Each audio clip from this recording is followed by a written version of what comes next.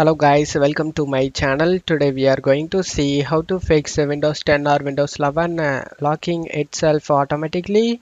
Let's fix it guys. You just need to go to search menu and type control panel, click on open it.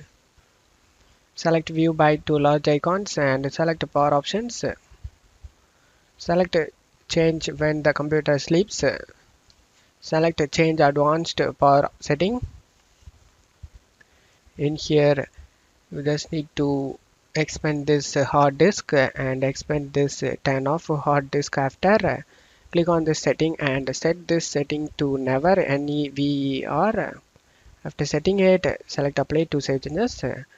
Now you just need to scroll down, expand the PCI Express and expand the link state power management, and click on this setting and click on this drop down and select off, and then select apply for save changes. Now you just need to scroll down and expand the display, expand the turn off display after. Click on this setting and type here never NEVER. After typing it, click on apply and OK for save changes.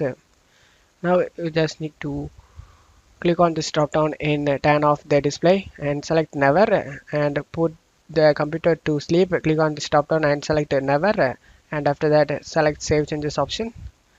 On left side select to choose what the power button do. Click on it. Select change settings that are currently unavailable, and you just need to uncheck this both option guys, sleep and lock.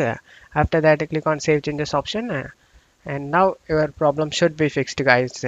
And that's it for this video guys. Give me a like and subscribe. Thank you.